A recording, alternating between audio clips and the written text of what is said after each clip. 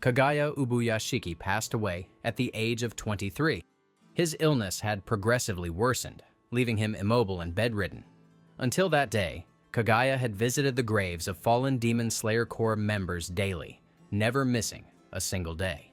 In Gyomei's memories, he recalls meeting a younger Kagaya for the first time. Gyomei was 18, and Kagaya was just 14. Gyomei was surprised to learn that someone of Kagaya's character was younger than himself. Kagaya immediately recognized that Gyomei had protected the children he was accused of killing, prompting Gyomei to bow in gratitude. Even at that young age, Kagaya spoke in a way people wanted to hear, and his solemn demeanor remained until his last moments. During their final conversation, Kagaya predicted that Muzan would arrive within 5 days and instructed Gyomei to kill him while using himself as bait. When asked about his certainty, Kagaya responded that it was just his instincts. It was revealed that the Ubuyashiki clan possessed a special calming voice and instinctual precognition, allowing them to foresee the future, which they used to become wealthy and avoid crises. Kagaya knew the other Hashiras would not accept his decision of self-sacrifice, so he asked Gyomei, whom he had known the longest, to carry out his last wish. Gyomei agreed, and Kagaya expressed his gratitude, requesting that Gyomei ensure none of his children died. Gyomei successfully beheaded Muzan with the assistance of Tamayo, who kept the demon still. As Kagaya had predicted, Muzan did not die and regenerated his head completely, which did not surprise Gyomei. He recalled Kagaya's words that sunlight was the only way to kill the Demon King. Gyomei surmised from the sound of Muzan's healing that his regeneration surpassed any demon he had faced. Despite the damage from the explosion, Muzan remained extremely powerful. Gyomei promised to restrain him until dawn. Muzan attempted to ensnare Gyomei with his blood demon art, Black Blood, Brambles. But Gyomei deflected the attack using Stone Breathing. Third form, Stone Skin. Sanemi soon arrived, angrily asking about Kagaya's fate, much to Gyomei's relief. The rest of the Hashira also arrived, calling out to Kagaya. Gyomei informed them that they were now facing Muzan Kibutsuji, shocking the Hashira as none had ever directly encountered him. Tanjiro, the only one present who had personally faced Muzan, angrily called out to him.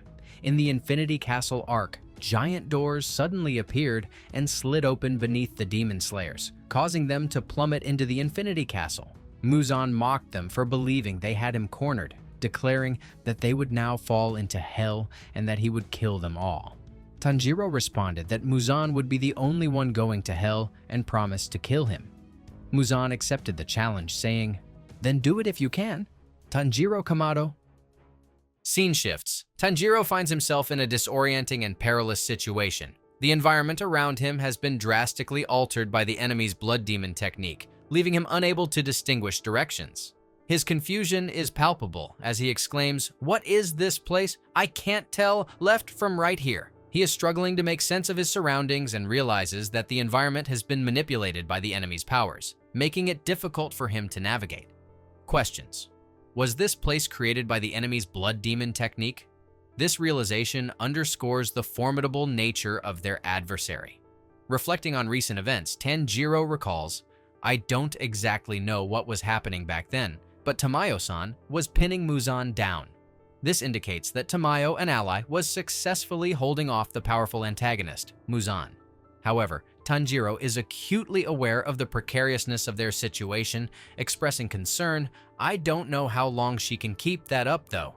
The gravity of the battle is further emphasized when Tanjiro realizes, "The blade won't reach." This statement highlights the immense difficulty they face in overcoming Muzan's defenses. Driven by urgency and determination, Tanjiro resolves, "I have to head to where Muzan is and defeat him as soon as I can." His sense of urgency is clear as he concludes with a resolute, "I have to hurry." Tanjiro is in a perilous situation, facing the imminent danger of crashing into the ground. His thoughts reflect his desperation and quick thinking as he realizes, "I'm gonna die if I crash into the ground." To avoid this fate, Tanjiro decides to use his technique to change course, thinking, "I'll just change course by using my technique, then I'll grab a part of the building." This plan shows his resourcefulness and determination to survive. However, the situation is complicated by the immense pressure he is under, which prevents him from bracing himself properly. He acknowledges the difficulty, I can't brace myself either since the pressure is too strong, and notes that his posture is compromised. My posture's bad. After that, we see here Tanjiro falling uncontrollably. Desperately, he reaches for a ledge to halt his fall, but misses. Just as the situation seems dire, he braces for impact. At that very moment, a strong arm grasps him, pulling him to safety, and this is none other than Giyu, who is one of the Hashira of the Demon Slayer Corps who has come to his aid. Giyu intervenes with precise timing. He uses his techniques to alter Tanjiro's trajectory, preventing him from crashing into the ground. Giyu's swift and decisive action not only saves Tanjiro from a potentially fatal fall, but also allows him to regain his composure. Tanjiro expresses his gratitude, but their respite is short-lived as a demon lunges at them. Giyu shouted while saying Tanjiro, but Tanjiro swiftly dispatches it with water breathing, first form, water surface, slash. Suddenly, doors burst open behind them, unleashing a horde of demons. Tanjiro and Giyu spring into action. Tanjiro employs water breathing, the sixth form whirlpool, while Giyu uses the third form, dance of the fast-moving current. Their coordinated attacks decimate the demons in a flurry of motion. Tanjiro, awed by Giyu's precision and ability to anticipate his moves, praises him, though Giyu remains stoic.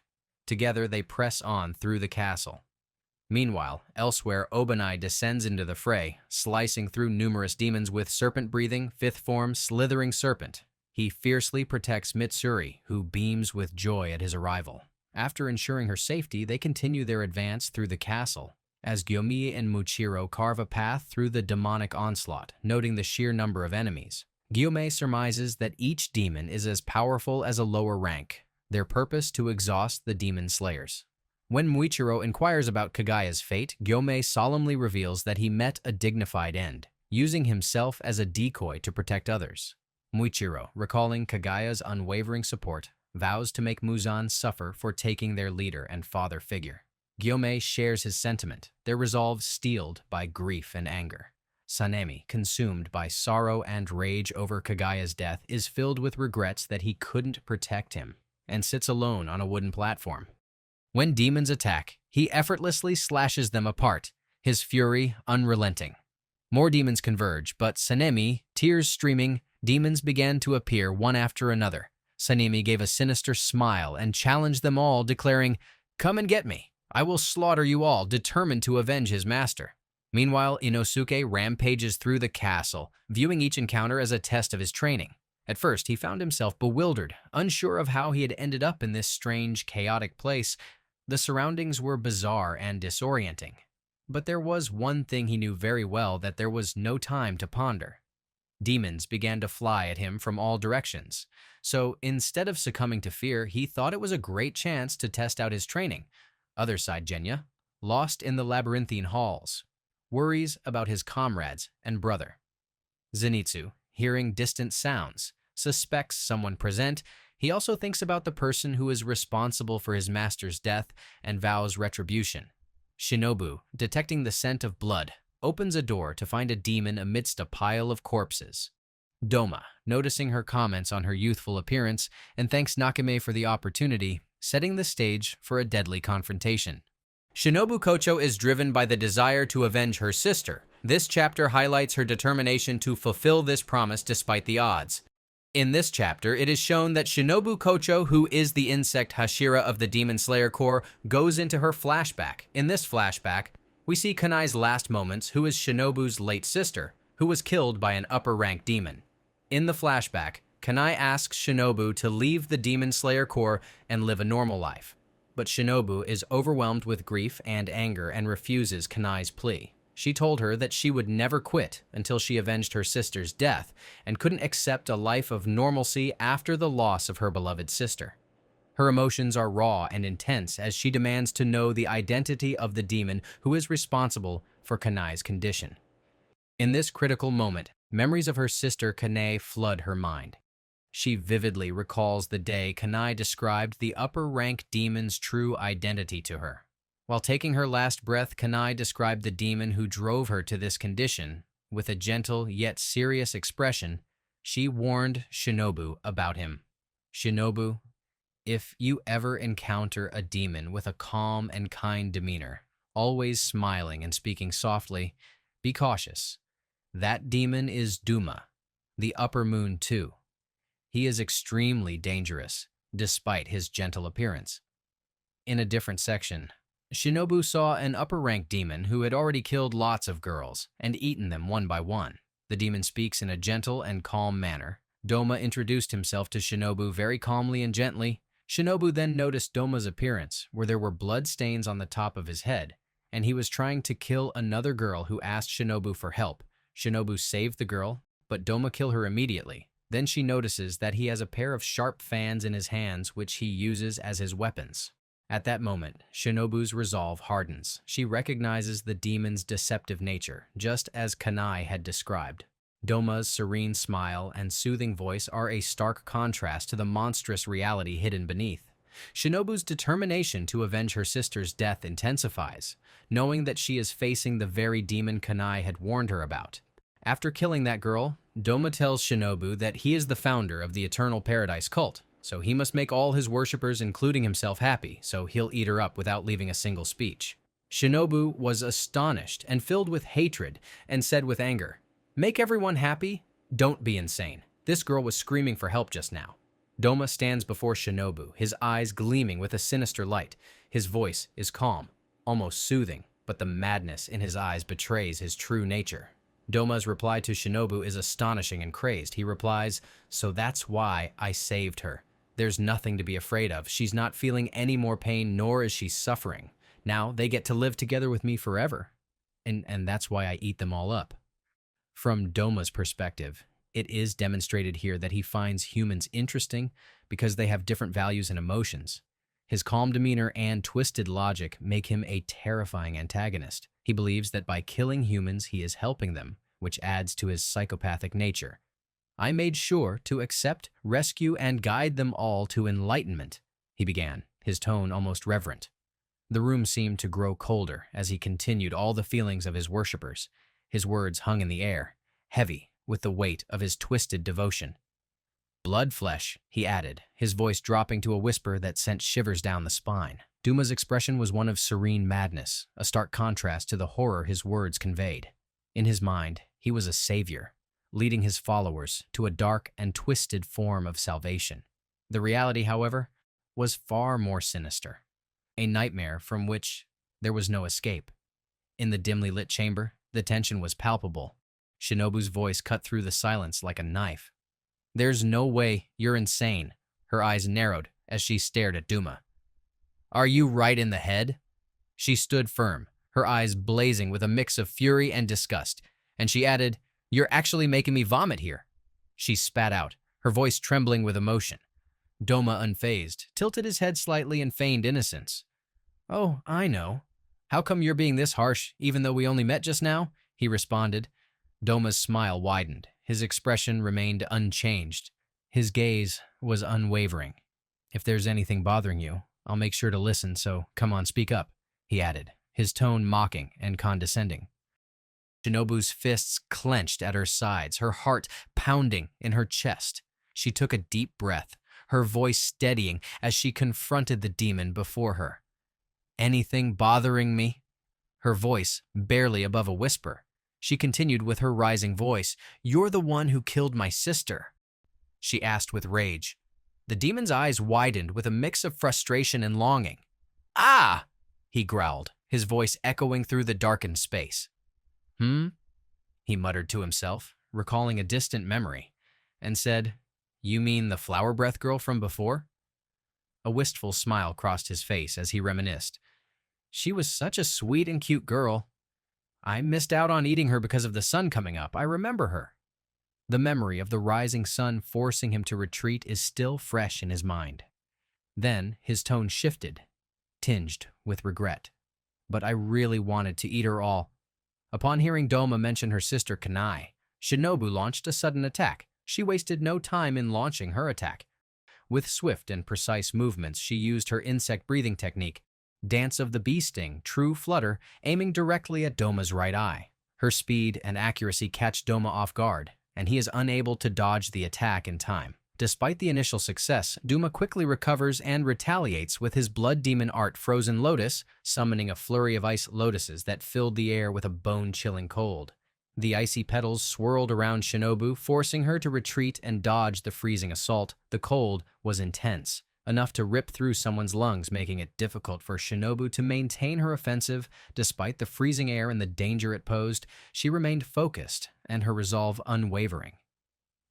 "You are fast, huh?" Doma taunted, his voice dripping with mockery. But Shinobu was undeterred, her mind set on avenging her sister and defeating the powerful demon before her. Shinobu's grip tightened on her weapon, but "It's just too bad. You can't kill demons by just stabbing," Doma remarked with a laugh. Making fun of Shinobu, Duma mockingly remarked again, "You really gotta go for the neck." But her eyes filled with determination, she lunged forward, aiming her blade with precision. "Well," she began, trying to maintain her composure, "I may not be able to kill you with stabbing, but how about with poison?" Doma's expression shifted slightly, a hint of surprise crossing his face.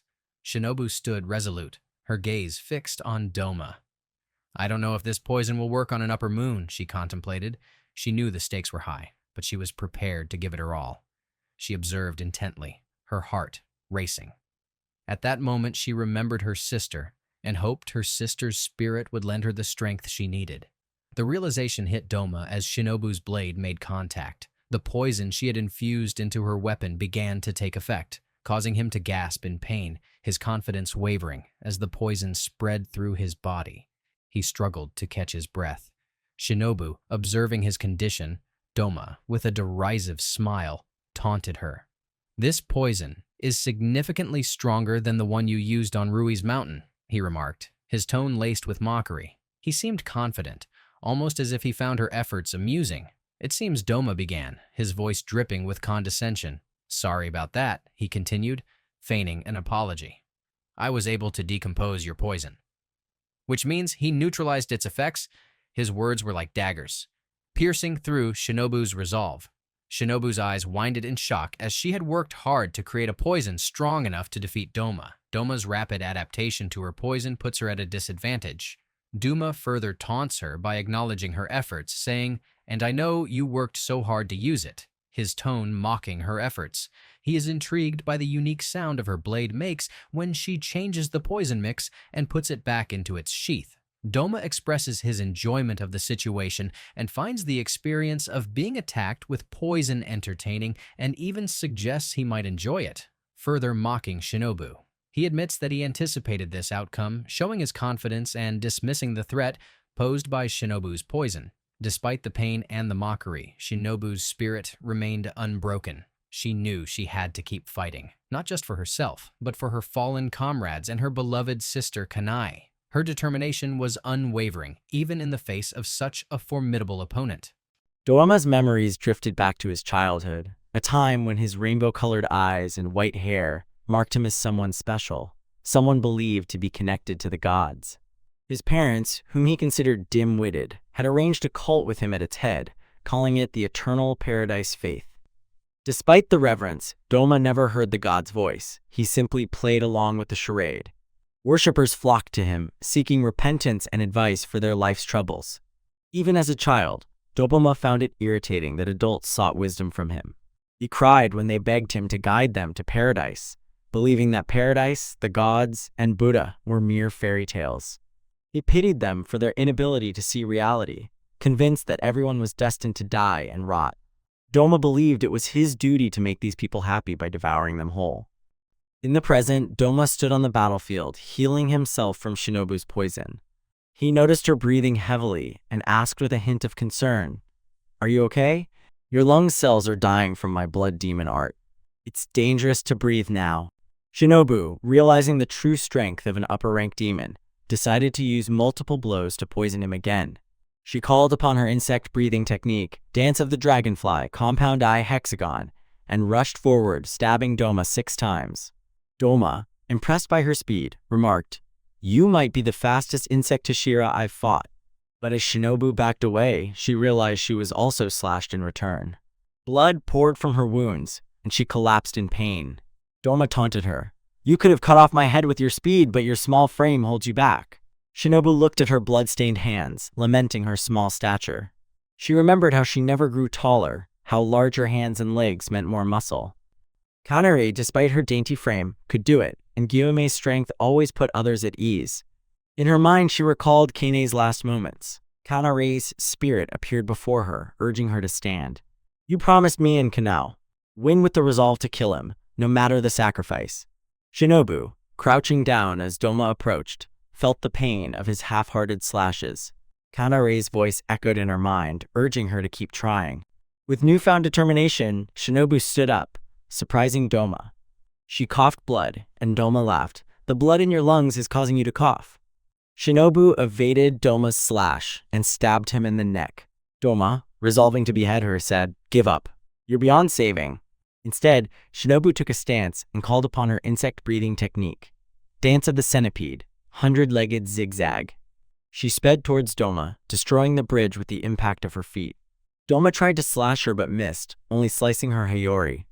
Shinobu launched into the air, driving her sword through Doma's neck and forcing his body into the ceiling with one final thrust.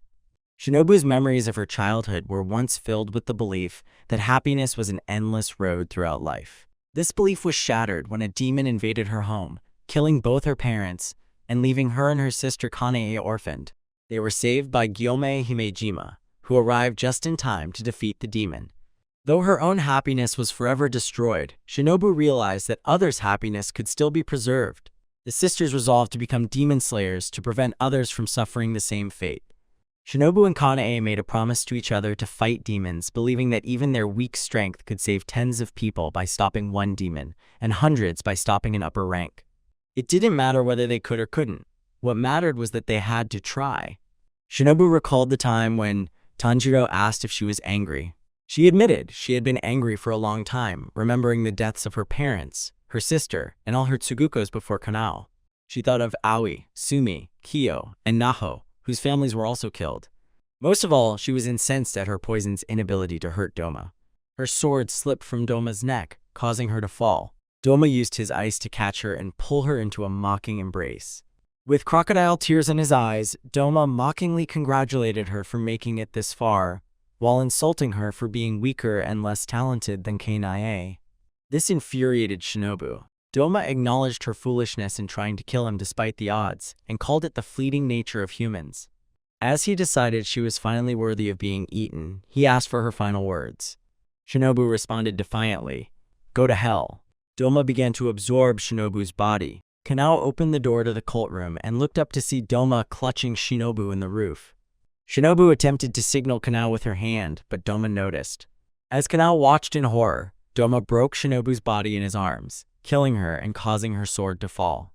Kanao desperately leaped upwards to use flower breathing, fourth form, Crimson Hanagoromo, but missed as Doma escaped and landed on the floor.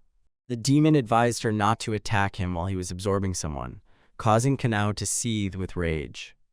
Doma failed to taunt her and instead fondly recalled that Shinobu had only a short time with him due to his abilities. He decided that this night might be really good, having two gorgeous meals at once. Licking Shinobu's hairpin, he commented on his fine evening, having feasts come to him one after another. As the upper rank continued to taunt her, Kanao admitted that somehow she felt the people important to her would be alive tomorrow, yet there was no way she could promise it with certainty. Meanwhile, Zenitsu approached a room and called for the individual inside to come out. The response was that Zenitsu's beckoning was an improper address to a senior. Kaigaku walked out and taunted him for being as dainty and seedy as ever.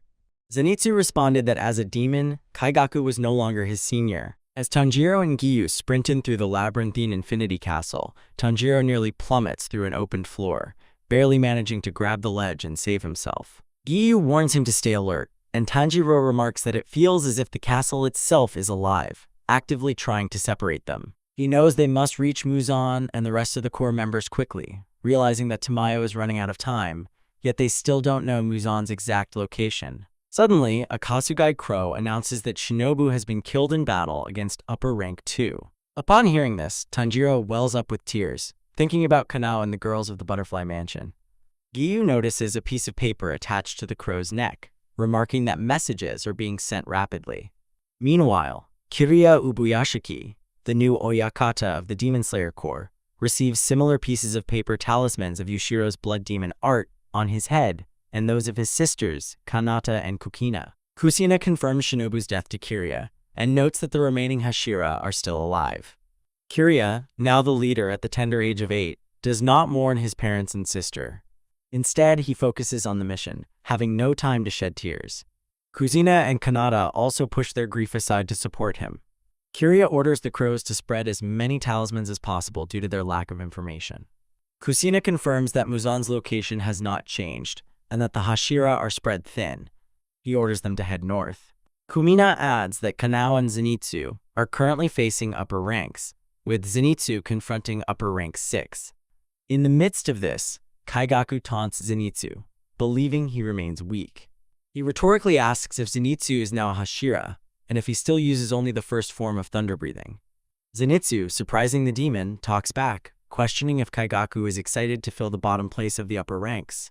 It was revealed that their trainer, Jigoro Kuijima, committed seppuku in agony to atone for a thunder-breathing user becoming a demon.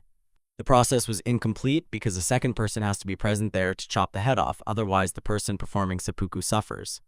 Zenitsu was going through agonizing mental pain thinking about it. Kaigaku laughed at this and said that he didn't care. He complained he did everything to be his successor, but he refused to make him. Even if their master was a Hashira at one time, now he was an old man.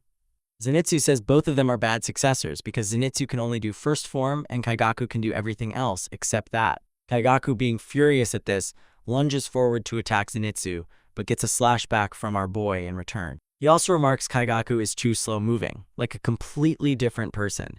The episode ends here. Stay subscribed for more Demon Slayer episodes and fresh manga cover.